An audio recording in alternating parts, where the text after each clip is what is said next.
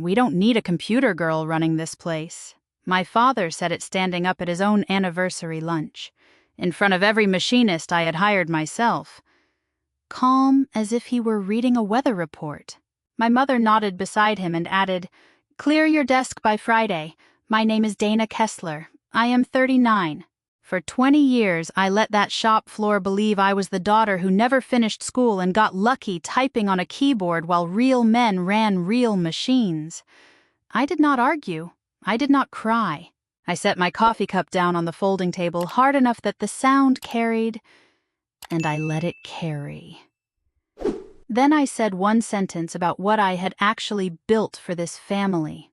My father's smile did not survive that sentence. My mother went very still. 40 people in steel-toed boots stopped chewing their sandwiches, and for a moment the only sound in that building was the compressor cycling on in the back bay. To understand why, we have to go back 20 years. To the winter this shop nearly closed its doors for good. Before I take you there, if you have ever been the one quietly holding something together while someone else took the bow for it, do me a favor and subscribe. It helps stories like mine find the people who need them. Tell me in the comments what kind of work you do that nobody in your own family has ever bothered to understand. The banner over the shop floor that morning read, 20 years of Kessler machine and fabrication. Hand-lettered by someone in the front office who had clearly never seen the books. Folding tables ran the length of the main bay, draped in white paper, loaded with sheet cake and a coffee urn the size of a fire hydrant. Every CNC mill and lathe on the floor had been wiped down and left idle for the occasion, which never happened, not even on holidays. 40 employees stood around in their work clothes, and a few clients from Talbot Aerostructures had driven up special somewhere near the tool crib. My brother Tyler stood in a suit that had never once touched metal shavings. My father climbed onto the little riser we used for safety briefings, tapped a fork against his coffee mug, and started the way he always started, with a story about grit. He talked about the year everyone said this shop was finished. He talked about how a Kessler does not fold. The room nodded along the way rooms do when they have heard something enough times to stop hearing it. Then his voice shifted into the register he used for decisions that were not actually decisions, the ones that had already been made somewhere else, days earlier, without me in the room. Starting Monday, Tyler takes over as director of operations, he said, and the room applauded the way rooms applaud when they are not sure yet what they are applauding. He waited for it to die down. Then he looked past the mills, past 40 people who had learned the trade under my watch, straight at me. And we don't need a computer girl running this place. Donna, thank you for everything you've done. We're restructuring your position out. My mother's voice came right behind his, soft and reasonable, the way she always sounded when she was agreeing to something cruel. It's time someone with a degree ran this shop. Honey, clear your desk by Friday. A few relatives near the cake table murmured that it made sense, that Tyler had his master's degree, that I had always been better with the paperwork side of things anyway. Nobody in that room had any idea what the paperwork side of things actually was. I looked at the coffee cup in my hand.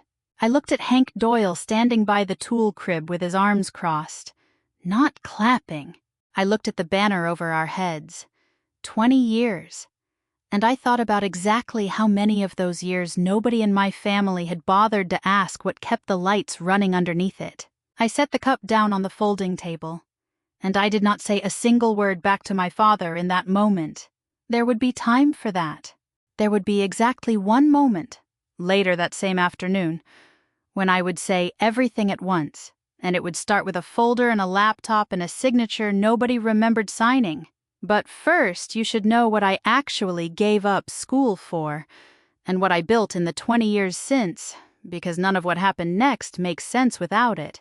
I grew up in Larkspur, Indiana, a town where the water tower still has the high school mascot painted on it, and everybody's father worked with his hands at something. My grandfather, Gene Kessler, opened a 2-bay garage on the edge of town in 1978 with a used lathe and a line of credit he paid off in 4 years. By the time I came along, that garage had become Kessler Machine and Fabrication, a real precision shop. It made tight tolerance parts for automotive suppliers and, later, for the aerospace subcontractors who actually paid the bills. My father inherited it from Gene and ran it the only way he knew how, which was loudly, and with a story about himself that got a little more heroic every year. I was 19, in my second year of a mechanical engineering program at the community college 40 minutes from home. My father called me on a Tuesday night and told me, in the flattest voice I had ever heard from him, that the shop was going to lose its only real customer inside of a month. Not because the machines were bad, not because the work was bad, because the shop had been quoting jobs by hand on carbon paper for 30 years. Somewhere in that mess we had promised a delivery date that did not exist, and priced a run of brackets so far below cost that filling the order would have put us underwater for the quarter. I drove home that weekend telling myself it was temporary, that I would help sort the filing cabinet and go back to campus by Monday. The filing cabinet was worse than sorting. It was a crime scene. Quotes written on the backs of invoices, a ledger that tracked inventory by memory, and a rubber band. 2 different prices for the same customer on the same part number, both wrong. I sat at the little desk in the back office for 3 straight days with a legal pad and a calculator. By the end of it, I understood something nobody in my family wanted to hear out loud. This shop had never once been run on numbers. It had been run on my father's confidence that the numbers would sort themselves out, and for 30 years they mostly had, right up until they didn't. I called the college the following Monday and withdrew from my classes for the semester. I told myself it was 1 semester. My father did not argue with the decision, and he did not thank me for it either. He needed a body in that back office who could read a column of figures without moving her lips, and I was standing right there, so I became that body. Nobody asked what it cost me. Nobody asked what I had been planning to build with that degree. I want to be honest about something here because it matters for everything that comes after at 19. I did not do the math on what I was giving up. I did the math on the shop instead, because that was the math somebody had to do. And it turned out I was good at math nobody else wanted to touch. The week before I left campus for good, my grandfather asked me to walk out to the shop floor with him after closing. He was 81 that year. Retired for a decade, but still coming in most mornings to sweep metal shavings nobody had asked him to sweep. He reached into his coat pocket and pulled out an old brass-handled micrometer, the kind machinists use to measure a part down to a fraction most people cannot even picture. He pressed it into my hand.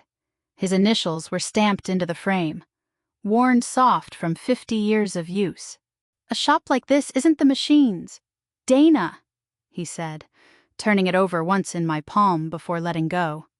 "It isn't the sign over the door, and it sure isn't whose name gets said the loudest at the counter. It's whoever actually measures the thing twice before they cut it. You do that long enough, quiet, without asking anybody to notice, and eventually you'll be the one holding the place together whether anyone admits it or not." He tapped the micrometer once. "Keep this close. Measure twice. Guess never." I did not understand yet how literally I would need to take that advice. I put the micrometer in my coat pocket that night, and it has lived there, on and off, for 20 years. What I did not know, sitting in that back office with a legal pad and a ruined filing cabinet, was that the fastest way to fix 30 years of guessing was not going to be a better ledger. It was going to be something none of us had a word for yet. And I was about to spend the next 12 months teaching myself how to build it. The customer we were about to lose was Vantage Auto Components, a supplier out of Fort Wayne that bought roughly a third of everything we made. Their purchasing manager called the week after I came home. Flatly, he said 2 late shipments in 1 quarter was 1 more than his plant could absorb, and that he had already started getting sample quotes from a shop 2 counties over. My father told him it would not happen again. He had told him that after the first late shipment, too. I sat in the back office listening through the thin wall and understood that a man could only spend that particular kind of confidence so many times before nobody was buying it anymore. I did not know how to run a business. I did know how to write code. I had spent most of high school teaching myself out of library books while everyone else was at football games. The kind of hobby nobody in Larkspur considered a real skill. So instead of trying to fix 30 years of paper habits with a better version of paper, I bought a second-hand desktop for $200 and set it up on the corner of the back office desk. I started building something that did not exist yet in that building. A program that could take a part drawing, calculate machine time and material cost, and spit out a quote that was actually correct. I worked on it after the shop closed, at the same desk where I did the quotes by day, with the shop lights off and the machines ticking as they cooled behind me. It took me 4 months of nights to get the first version working, and it was ugly. It crashed twice a day. It only handled about a third of the parts we made. But the third it handled better than any human ever had. Because it did not get tired at 9 at night, and it did not round a number down just to make a customer happy. I started running every new quote through it quietly, alongside the old paper method, just to check my own work. Within 6 weeks, the two methods stopped agreeing, and every single time mine was the one that turned out to be right. By the following spring, the program tracked inventory, too, so nobody was promising steel we did not have on the floor. By summer, it could lay out a production schedule across all 6 machines instead of whoever ran the shop that week guessing at it in their head. Vantage Auto Components got 2 consecutive quarters with 0 late shipments, the first time that had happened in 5 years, and they signed a new 3-year contract instead of walking. I remember standing in the doorway of my father's office when he took that call. He leaned back in his chair and laughed the easy laugh of a man who believed the crisis had simply passed on its own. He never once asked me how the numbers had gotten so much better. I do not think it occurred to him to ask, because in his mind nothing had changed except that I had helped out with some paperwork. And paperwork was not the kind of thing that saved a company. A few months later, at a supplier dinner in Fort Wayne, I heard him tell the Vantage purchasing manager that he had personally tightened up the shop's whole quoting process that year. A Kessler, he said, does not let a good customer walk over a couple of late trucks. The purchasing manager nodded, satisfied, the way people nod when a story confirms what they already wanted to believe. I said nothing. I refilled my water glass and let the sentence sit in the air between us like it belonged there. It was the first time I noticed how easy the lie was for him, and how much easier it got every time nobody in the room corrected it. That fall, the shop's accountant gave me a plain piece of advice. If I kept building software on my own time with my own equipment, he said, I should not let the copyright sit unclaimed, so I registered a small limited liability company under my own name. I called it Ridgeline Systems, mostly because it sounded like a real business and I had 30 minutes to fill in a form. I was 22. I was not thinking about protection or leverage or anything that dramatic. I was thinking about a line on a tax form. Nobody else in that family had ever once asked to see the source code, so it did not occur to any of us that ownership was a question worth settling out loud. I filed the paperwork away in a drawer and went back to writing code at night. The shop still needed 100 more things fixed, and I had already decided, without quite saying it to myself, that I was the one who was going to fix them. I kept building. Over the next several years, the little quoting program grew into something I started calling Shop Logic. I needed a name for the folder on my desktop, and that was the first thing that sounded right. It tracked raw material down to the pound. It laid out a rolling schedule across every CNC mill and lathe on the floor, balancing jobs so a rush order did not sit behind a low-priority run for 3 days. It held a customer file for every account we had, with notes on who liked to be called before a shipment and who wanted an email instead. None of that existed anywhere else in that building. It existed because I had built it, one weekend at a time, for almost 2 decades. Twice in those years, shop logic was the only reason this shop was still standing. And I want to give you the specifics instead of just saying it happened. The first time, the system flagged a tolerance mismatch on a batch of titanium brackets bound for an aerospace subcontractor 2 days before they were due to ship. A machinist had programmed the wrong offset, and every part in that run would have failed inspection on delivery. Nobody caught it by eye. The software caught it because it cross-checked the drawing revision against the job traveler automatically, something no one on that floor had time to do by hand at 11 o'clock at night. We reran the batch and shipped on time, and the customer never knew how close it came to a failed audit that could have ended the relationship. The second time was less about code and more about me getting in a car. A different customer called on a Sunday, furious, convinced we had missed a delivery window that would cost them a production line shutdown on Monday. I checked the schedule from home and saw the truck really had left late. I drove 3 hours that night to their dock myself, walked the parts in personally, and explained exactly what had happened and how we would prevent it. I did not do that as a favor. I did it because I understood, better than anyone else in my family, that a relationship you built yourself is the only kind that survives a bad Sunday. Most of our biggest accounts, I built myself, one trade show and one cold call at a time, while my father stayed home running the floor. Talbot Aerostructures is the clearest example. I spent 2 years going to the same regional supplier conference, talking to the same quality engineer every October, before they ever sent us a request for quote.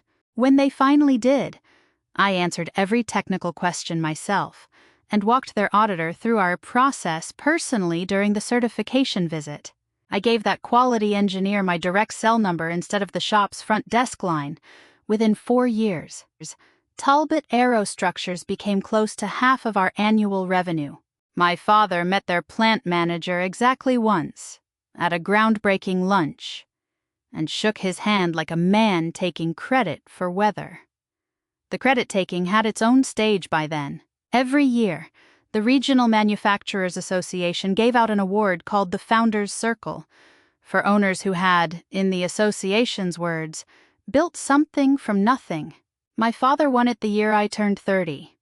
He stood at a podium in a hotel ballroom in Indianapolis and told 400 strangers the story of the winter this shop almost closed. In his version, he alone had stared down the numbers and turned it around through will. I sat at a table near the back, in a dress I had bought for the occasion, and clapped when everyone else clapped. Nobody at that table asked what I did for the company. Somebody asked if I was seeing anyone. And somebody else asked if I still did the computer thing for my father, in the tone people use for a hobby they find mildly endearing.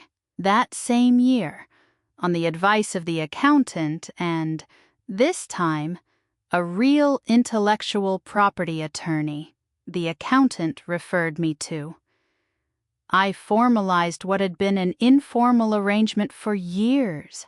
Ridgeline Systems would license ShopLogic to Kessler Machine and Fabrication for $1 annually. That nominal figure existed for one reason: it made the arrangement a binding contract instead of a gift, which the law treats very differently. The document ran 11 pages. Somewhere near the back, in a section labeled Continuity of Services, sat a clause tying the license to my continued active role at the company. Nobody read past the signature line. My father signed it the way he signed everything by then. Fast. Between 2 phone calls. He trusted that whatever I put in front of him was just more of the paperwork he had never once had to understand. Hank Doyle had worked the floor at Kessler Machine for 35 years by the time any of this came to a head. He started as an apprentice under my grandfather when the shop still had only 2 bays, and he had stayed through every owner, every recession, every machine upgrade since. Hank had hands permanently stained gray from cutting oil and a habit of going quiet before he said anything worth hearing. He was the only person on that floor who called me Dana instead of the boss's daughter. For most of 2 decades, he was also the only person who ever looked at the shop's turnaround and saw a shape that did not add up. I found him one evening the summer before all this, locking up the tool crib after the second shift cleared out. He handed me a cup of coffee from the pot he always kept going, the way he did most nights when I stayed late, and for a while neither of us said anything. "You know," he said finally, looking out at the empty floor instead of at me, "I've run the numbers in my head for 20 years. Your father's version never once sat flat with what I actually watched happen out here." He took a slow sip. "A shop doesn't turn around on grit alone. Somebody put real work into fixing this place. And it wasn't grit that flagged a bad offset on titanium at 11 at night." I kept my eyes on the coffee. Maybe he just got better at it. Maybe. Hank did not sound convinced, and he did not pretend to be. I asked him once, years back, straight out, how he'd really turned it around. He went quiet and cold on me for a week. Man who otherwise likes me fine nearly wrote me up for asking a question. He shook his head slowly. "Every year around the anniversary, somebody brings that winter up. And every year your father shuts it down inside a minute and changes the subject. 20 years now. Like there's something in it he doesn't want found." It was Hank, not my own family, who kept quietly handing me the truth back, piece by piece, like he was returning something he thought I had misplaced. He never asked me directly if I was the one. I think he already knew. And I think he understood, better than I gave him credit for at the time. That saying it out loud was not his to do.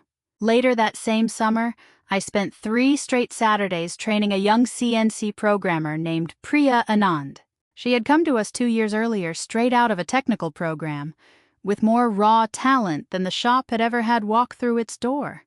I taught her the parts of shop logic nobody else in that building understood, the offset logic, the way the scheduler weighted rush jobs, the small manual overrides I still ran by hand for anything unusual. She picked it up faster than I had at her age, and one afternoon, watching her catch a scheduling conflict, I had nearly missed myself.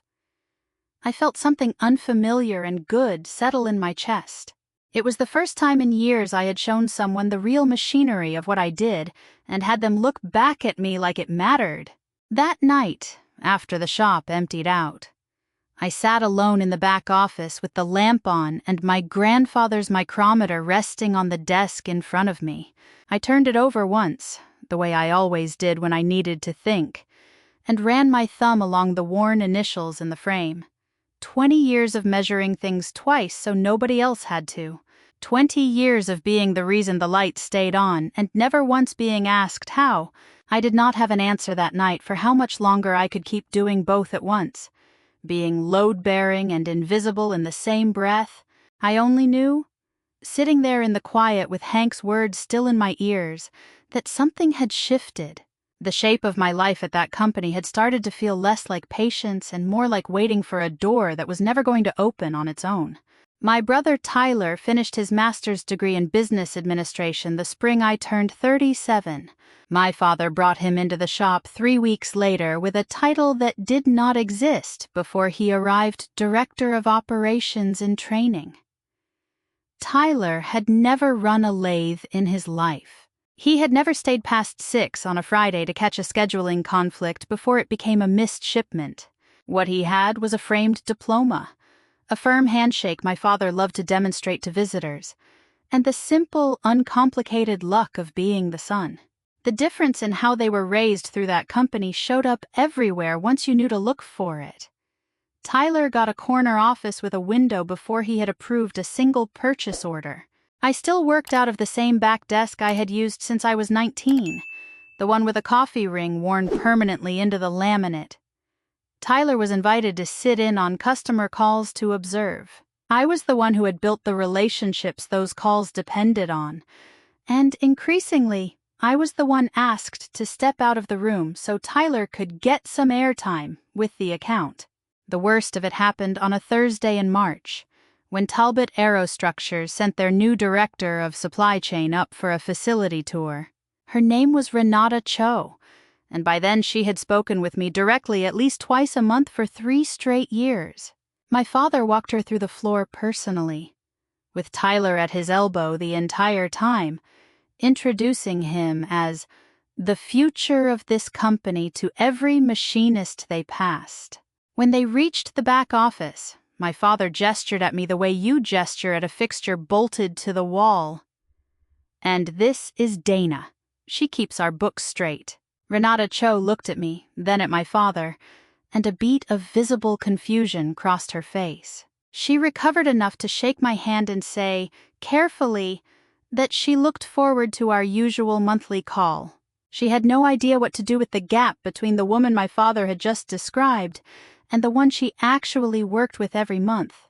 My mother filled that gap the way she filled every gap in that family, with a sentence that sounded kind and was not. "Isn't it wonderful," she said to Renata Cho as they walked toward the parking lot, "that Tyler has his master's? It's so important, having someone with real credentials running things going forward."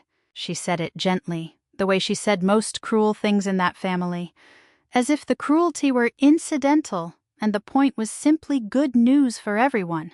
I stood a few feet behind them, holding a clipboard I did not need. It was a small, old trick of mine, always finding a reason to be present and useless at the same time. I watched Renata Cho glance back at me once before she got in her car. That same year, a mid-sized manufacturing software company out of Chicago offered me a senior engineering role. The salary would have been more than double what I had ever paid myself out of Kessler Machine, plus stock that would have vested inside 4 years. I sat with the offer letter open on my laptop for 2 full days. I thought about what it would mean to build systems nobody in the room would ever quietly deny I had built. Then I thought about Hank, and about Vantage Auto Components, and about a production schedule with 11 names on it who depended on somebody watching it every single week. I declined the offer over the phone, in a voice that came out steadier than I felt. Nobody in my family ever learned that call happened. It would not have changed anything if they had. By the following winter, I had started keeping a private note on my phone, a running list I never showed anyone, of every moment I had been introduced as something smaller than what I actually was. I am not going to tell you yet how long that list got, or what finally made me stop adding to it and start acting instead. Hold on to that question for me. Something was coming that would answer it for you better than I ever could in words. It started 3 days before this shop's 20th anniversary, in a law office 40 minutes from my own front door. My attorney had kept a file folder current for years, just in case a day like that one ever came. Marcus Whitfield's office smelled like fresh toner and the particular dust of a building that ran its heat too high in winter. I had driven down 3 days before the anniversary lunch. A supplier friend had mentioned, almost in passing, that my father was asking around about restructuring the technical side of the business. Nobody had told me directly.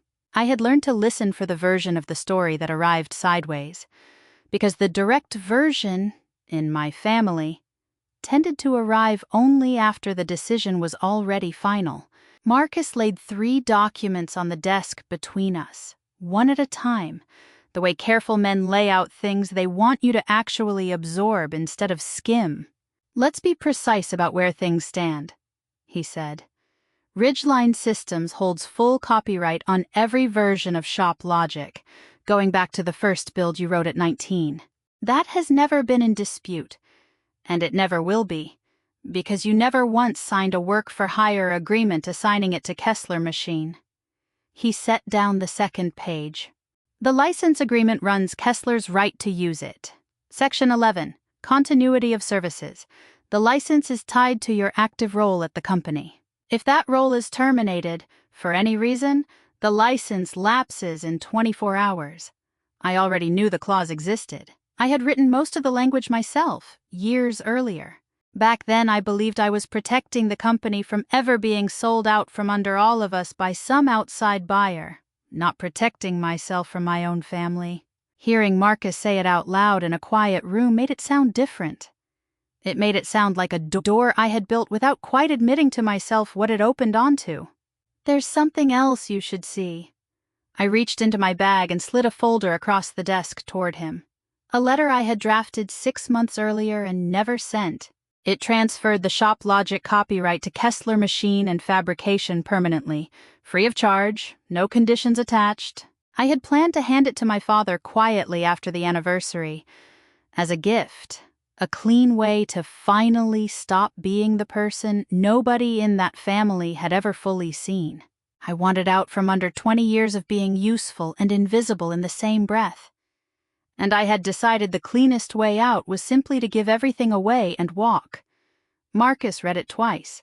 "You were going to hand them the whole thing," he said, "or for nothing.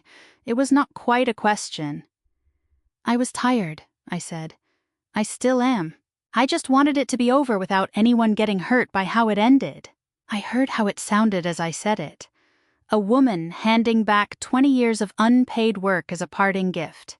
And some part of me was already ashamed of how ready I still was to do exactly that. He folded his hands on the desk, the way he did when he was about to say something he had clearly thought about before I arrived. "In 30 years of doing this work, I have drafted a lot of agreements protecting people from their families. I have never once drafted one for somebody who was still planning to give it all back regardless." He slid the gift letter back across to me. Beside it, without being asked, he placed a second document he had prepared on his own. It was a formal notice of license termination, dated and ready, needing only my signature to trigger the 24-hour clock in Section 11. "I'm not telling you which one to use," he said. "I'm telling you that you get to choose, and whatever happens Monday, you should walk in there with both folded in your bag, not just the one that costs you everything." I put both letters in my bag that afternoon, the gift and the notice, side by side. And I drove home without deciding which one I would ever actually need. Some part of me still believed, the way you believe things out of habit rather than evidence, that it would not come to that. I had been wrong about my father before. In smaller ways, for 20 years running. I told myself this would be different. I did not yet know it would take him less than 4 minutes at that anniversary lunch to answer the question for me. The banners still read 20 years of Kessler Machine and Fabrication over my father's head as the applause for Tyler's promotion died down. My mother's voice was still hanging in the air. "Clear your desk by Friday." And 40 people in work clothes were still watching to see what I would do with my face. I thought, for one full second, about the letter folded in my bag that gave the company everything for nothing, the clean, quiet ending I had driven up planning to give them. Then my father, satisfied with the silence, decided to add one more thing. "Let's be honest," he said, glancing around the room like a man collecting agreement in advance. "Dinah was never really a machinist, she just typed things. Anybody could have learned to do what she does." A couple of people near the cake table laughed, uncertain. The kind of laugh that happens because someone with power in the room laughed first. I set my coffee cup down. I reached into my bag, past the letter that would have forgiven all of it, and I took out the other folder instead. "You're right that I never ran a lathe," I said, and my voice carried across the shop floor the way I had learned it could, level and unhurried. "I built the thing that told every lathe in this building what to run, when, and for how much. I've been building it since I was 19. I opened the folder and laid the first page on the folding table between the sheet cake and the coffee urn. "This is the license agreement between Kessler Machine and Fabrication and Ridgeline Systems, the company I formed when I was 22 to hold the copyright on Shop Logic. Section 11 ties that license to my active role here. As of the announcement you just made, Dad, that role ended, and the license started its 24-hour countdown to termination the moment you said it." My father's face did the thing Hank had described to me once, the reflex of a man guarding something he could not survive having looked at directly. "This is nonsense," he said. "Some city paperwork stunt. None of this means anything." I laid down the second page. Talbot Aerostructures is 70% of this shop's revenue, and I built that relationship myself. One cold call and one trade show at a time. Starting the year I turned 24. I laid down a third. If Kessler Machine tried to rebuild Shop Logic from scratch with an outside vendor tomorrow, it would cost close to $400,000 and take the better part of a year. I let that number sit for a second before I added the rest. And that figure doesn't count 20 years of production data that lives nowhere but in my own systems. My Uncle Frank picked up the license agreement without being asked and held it up to the light coming through the shop's high windows. He looked at the notary stamp. He looked at the date. He looked for a long moment at my father's signature on the last page. Roy. Frank's voice came out low and strange, not angry, just stunned. This is real. This is a notarized agreement. This is your signature. He set the page down slowly, like it had gotten hot in his hand, and he did not look at his younger brother again. I stopped calling him Dad right there, at that table, in front of everyone who had ever laughed at his jokes about my spreadsheets. You didn't build Shop Logic, Roy, I said. I did, every line of it, on my own equipment, on my own time, for 20 years. While you told this whole town a story about grit that was never actually true, I opened my laptop on the folding table, next to the cake nobody was eating anymore, and logged into the Ridgeline Administrator panel. I already sent the termination notice from the parking lot before I came in today. The clock started at 11 this morning. I'm not destroying anything that belongs to this company. I'm only taking back what was always mine. And I already let Talbot Aerostructures, and every other account I built myself, know where to find me starting Monday. I clicked through the confirmation screens one at a time, revoking the shop's access credentials, then removing my private source repositories from the local backup server. These were the last copies of code that had never legally belonged to anyone but me. It took 90 seconds. Nobody in that room said a word the entire time. My father stood at the head of the folding table with his hands empty. His story, the one he had told for 20 years, had gone quiet in his own mouth, for the first time in front of everyone who had ever believed it. My mother had not said one word since Frank set the agreement down. Tyler stared at his shoes and did not look up at either of us. The compressor in the back bay clicked on somewhere behind the silence, the only sound left in a room that, a few minutes earlier, had been applauding. I closed the laptop, picked up my coat, and did not wait to see who would be the first person brave enough to speak. The cold hit me the second I stepped out the side door into the parking lot. Air that smelled like exhaust and cut oil and the first real frost of the season. I stood by my car for a minute, just breathing it in, the way you breathe after you have been holding something heavy for a very long time, and someone finally takes it from your arms. I heard Hank's boots on the gravel before I heard his voice. He came out still wearing his shop coat, hands in his pockets, and stopped a few feet away without saying anything at first. We stood there together in the cold the way we used to stand at the end of a shift, not needing to fill the quiet with words. "It was you," he said finally. "All this time. It was you." "It was me," I said.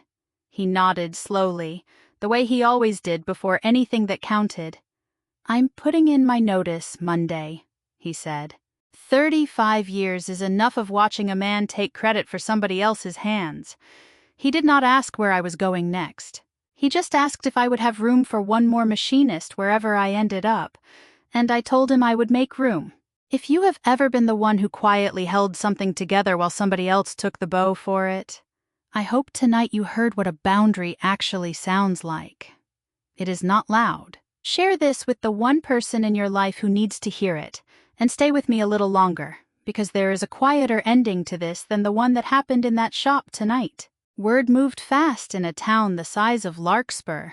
By the following week, Kessler Machine and Fabrication was back to quoting jobs on paper, because there was no version of Shop Logic left anywhere in that building for anyone to open. Renata Cho called me directly 9 days later, not my father. with the same careful professionalism she always used. She asked where Talbot Aerostructures should be sending its purchase orders going forward.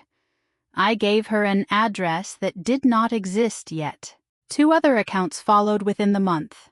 Not because I asked them to, but because the relationships they had trusted for years had never actually belonged to the building. They belonged to me. I did not gloat about any of it. I simply answered the phone when it rang and told the truth about where I could be reached. I signed a lease on a smaller building on the other side of Larkspur that spring, 4 bays instead of 2, with room to grow into. I called it Ridgeline Precision, the same name that had been sitting quietly on a tax form for 17 years, finally doing the job it was always capable of doing.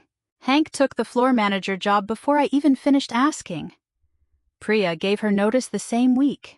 She told me she had learned more from watching me build shop logic in the margins of a shop that never once thanked me for it than she had learned anywhere else in her career. My grandfather's micrometer does not live in my coat pocket anymore. I had it mounted in a small glass case on the wall of my new office, the initials facing out. Anyone who walks in can see exactly whose hands this all started with, and understand, without my having to explain it, what kind of shop this was always going to be. There has been no apology from my parents, and I stopped waiting for one somewhere around the drive home that night, watching the frost on the windshield catch the headlights of every car behind me. My mother has called twice. Both times she talked about the weather in Larkspur and did not mention the shop at all. And I let her, because some silences are their own kind of honesty. Tyler called once in the spring, not to apologize either. He asked, carefully, whether I might ever consider training him properly, the way I had once trained Priya on the systems he was apparently now expected to run without me. I told him the truth. I would consider it, on my own terms, at my own hourly rate, the same rate I would charge any other client who called Ridgeline Precision looking for help. Not as his sister owing him a favor, not as the family's spare part, finally useful again now that the alternative had run out. The panel over my new shop door does not say Kessler anything. It says Ridgeline Precision.